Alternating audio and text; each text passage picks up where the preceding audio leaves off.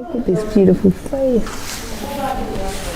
Okay, so behind us we have some rescued dairy calves, and these are the lucky ones, but tomorrow we're going to a dairy farm to see the ones that are still suffering and still enslaved. Okay, so we're just out the front of a dairy farm here in Israel. We're here to meet Tal Gilboa and her boyfriend, and we're going to do some documenting of the animals inside. So, how do we avoid it? Just I walk like this. Don't be with the camera always like this. Okay. Okay? This is where you are eating from. Yeah. It's disgusting.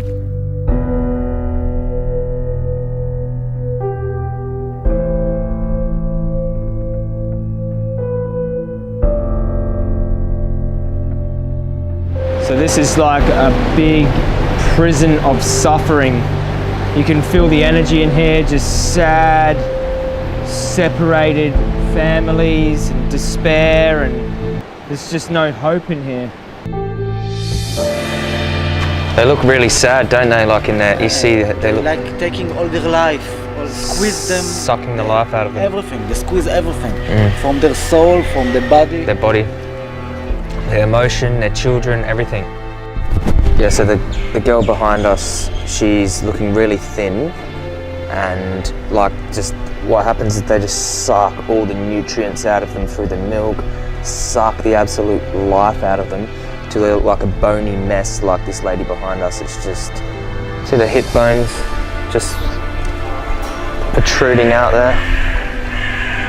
And on the floor here is just their waste. Everybody's not okay.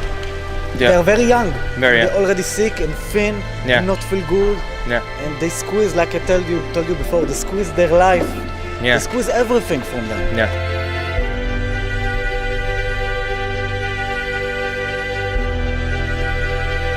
Okay, so this is the milking parlour.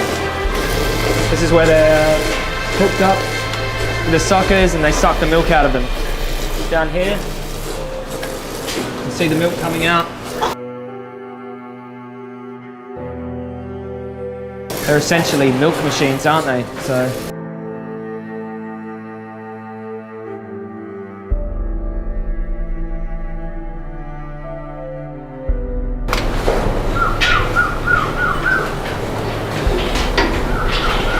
So as you can see, all of her legs, there's feces all over her. Feces all over her hooves, feces all over her legs, feces all under here, all feces.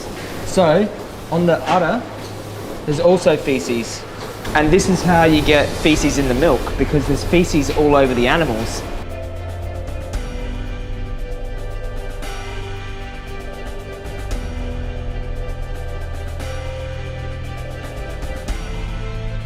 So much suffering here.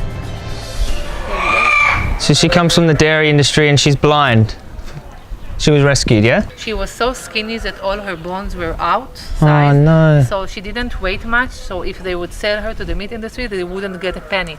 So at 14 months old, she came here and she couldn't see, but there is something called that you can't see anything because you had trauma. And in the dairy farm, they are all traumatized because they are being separated from the mom, and they hear the moms and they're crying. Okay, now we move on to dairy. Dairy, milk. You know, milk, cheese, that stuff that they put in everything. They put over everything, yogurt, ice cream. Let's think for a second what milk is, because I never thought about this.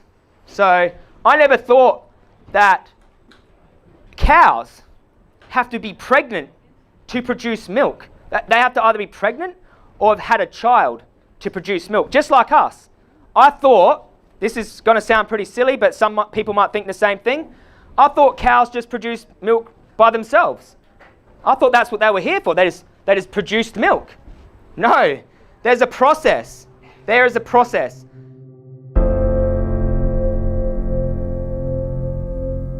After her child is born, within 1 to 3 days, her child is stolen from her.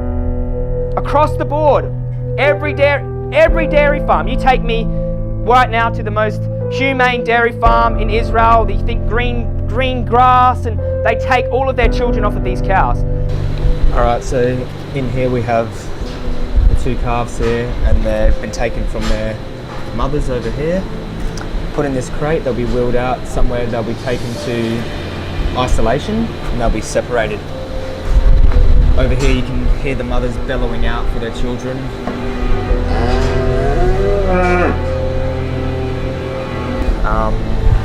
It's very sad, very sad. Look at their little faces.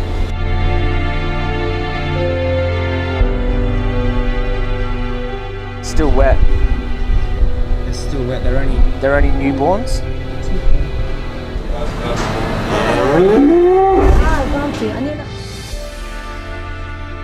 The cow will bellow out for days. It's called pining. They pine out for their child. And their children are only sometimes 50 meters away, very close. And they can hear each other screaming for each other.